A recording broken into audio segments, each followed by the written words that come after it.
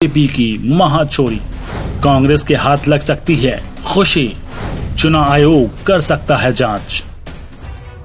Exit poll में मिली जीत से पागल हुई बीजेपी की खुशी मातम में बदल सकती है।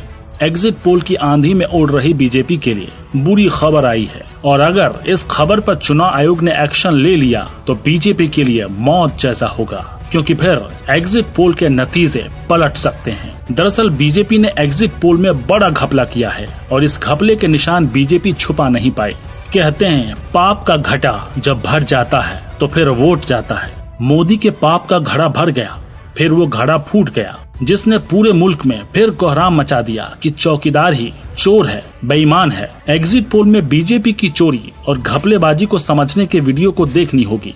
तस्वीर में ईवीएम से लदा एक ट्रक हरियाणा के फरीदाबाद के स्ट्रांग रूम में घुसता है, जिस पर हरियाणा सरकार लिखा है। इस ट्रक के स्ट्रांग रूम में घुसते ही कांग्रेस ने बीजेपी की ईवीएम चोरी पकड़ ली और जमकर हंगामा मचाया। बीजेपी के ईवीएम चोरी पर कई सवाल उठते हैं। पहला सवाल, स्ट्रांग रूम में घुसते ही ट्रक की चेकिंग क्यों नहीं की? दूसरा सवाल, पुलिस कर्मियों ने क्यों नहीं की ड्राइवर से पूछताछ? तीसरा सवाल, स्ट्रांग रूम में किसी भी गाड़ी को आने जाने की अनुमति किसने दी? चौथा सवाल, पुलिस और गेट कर्मी ने गाड़ी को क्यों नहीं रोका? पांचवा सवाल, क्या सरकार और आयोग की मिली भगत से ईवीएम बदलने का खेल चल रहा है? छठा सवाल, क्या चुनाव आयोग ईवीएम से भरे ट्रक की जांच करेगा? ऐसे कई सवाल हैं जो अपने आप में बहुत बड़े हैं। चाचा मोदी को इस बार हार से कोई बचा नहीं सकता।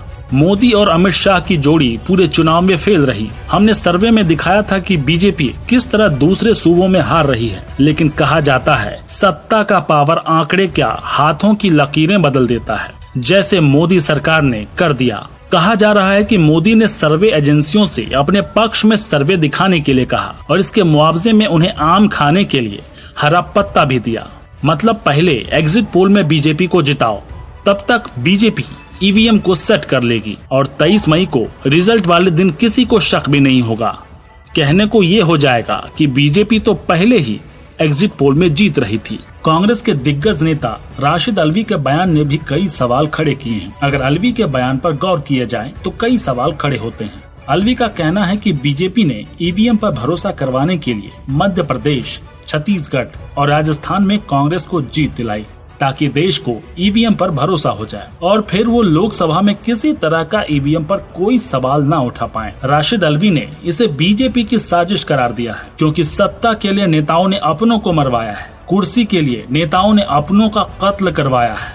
ये तो बहुत छोटी चीज है। ऐसे में सवाल है कि क्या बीजेपी ने सत्ता पाने के लिए देश के साथ धोखा किया?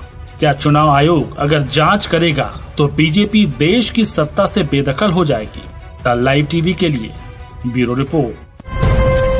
लाइव टीवी, सच सबसे आगे।